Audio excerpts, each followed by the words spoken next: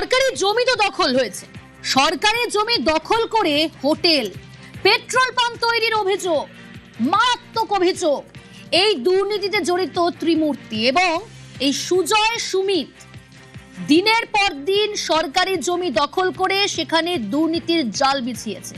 শোভন রয়েছে আমার সঙ্গে। শোভন, শুধু সরকারি জমি দখলই নয়, সেখানে হোটেল, পেট্রোল পাম্প তৈরিও করা হয়েছে।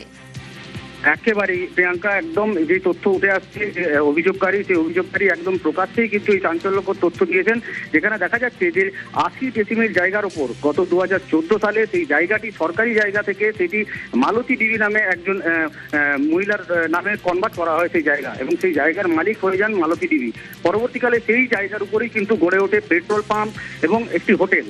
এবং সেই যে মালতী দেবী, তার স্বামী হচ্ছেন সরফুদ্দিন, অর্থাৎ যে সুজয় হাজরা ঘনিষ্ঠ সরফুদ্দিন খান, সেই সরফুদ্দিন খানও কিন্তু এই অভিযোগকারী সরফুদ্দিন খানের বিরুদ্ধে অভিযোগ করেছেন এবং তিনিও কিন্তু সিআইডির নজরে রয়েছেন।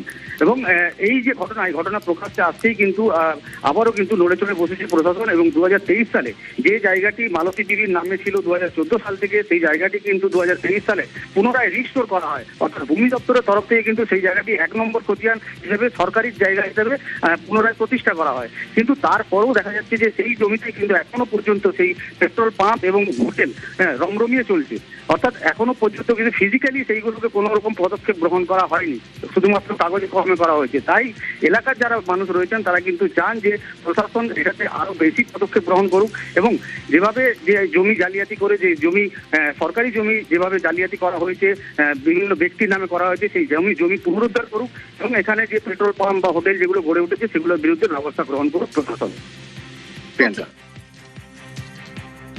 হ্যাঁ, পাম্পটা কতদিন ধরে চলছে? 2014 সাল থেকে চলছে বললাম। মালিকের নাম কি? মানে মালিকের নাম ম্যাডাম মালতী বিবি। ওনার হাজবেন্ডের নাম সরফুদ্দিন খান। আচ্ছা, একটা অভিযোগ আসছে যে পাম্প নিয়ে, যে না, কোনো অভিযোগ নেই, কারো কোনো অভিযোগ নেই। না, আমাদের কাছে একটা অভিযোগ আছে যে পাম্পটা যে জায়গার উপরে রয়েছে সেটা সরকারি জায়গা। না, সেটা আমি কি করে বলবো, সেটা আমি বলতে পারবো না। আচ্ছা, আপনাদের সঙ্গে মালিক যোগাযোগ রেখেছে এখন? না, কোথায় মালিক? কোথায় মালিক কি করে, কোথায় আমি কি করে বলবো? কার হোটেল এটা? হোটেলটা হচ্ছে সরফুদ্দিন খান, মালতী দেবী মালিক, সরফুদ্দিন খান হাজবেন্ড, উনি চালান হোটেলটা। একটা অভিযোগ উঠে আসছে যে এই যে হোটেল বা এই যে পেট্রোল পাম্প যে জায়গা রয়েছে সেই জায়গাটি সরকারি জায়গা, কি জানেন? না, সেটা আমি জানি। আচ্ছা, কতদিন ধরে চলছে হোটেলটা? হোটেলটা চলছে 2003 সাল থেকে, ধরুন 3-4 সাল থেকে হোটেলটা। এখন উনি কোথায়, মালিক কোথায় এখন? মালিকের খবর আমি বলতে পারবো না, মালিক তো শরীর খারাপের জন্য আসেনি, ডাক্তার ঘর গেছেন। কতদিন আসেনি মালিক? 1.5 মাস মতো আসে। আগে আসতো? হ্যাঁ, আগে আসতো। এখন তাহলে কে দেখাশোনা করে? এখন আমরাই আছি, আমরা দেখাশোনা করি। না, মানে মালিকের পক্ষ থেকে কে দেখাশোনা করে? মালিকের পক্ষ থেকে ওনার ছেলে মাঝে সাঝে আসে, ওনার ছেলেদের সব দায়িত্ব ছিলেন না আগে।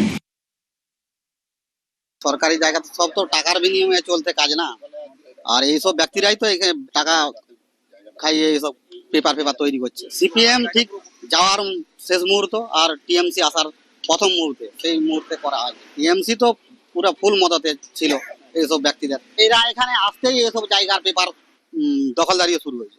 এই সুজয় হাজরার এখানে জায়গাও নাকি ছিল, ওই সামনের পাঁচিটা তেল পাম্পের পাশে পাঁচিরে।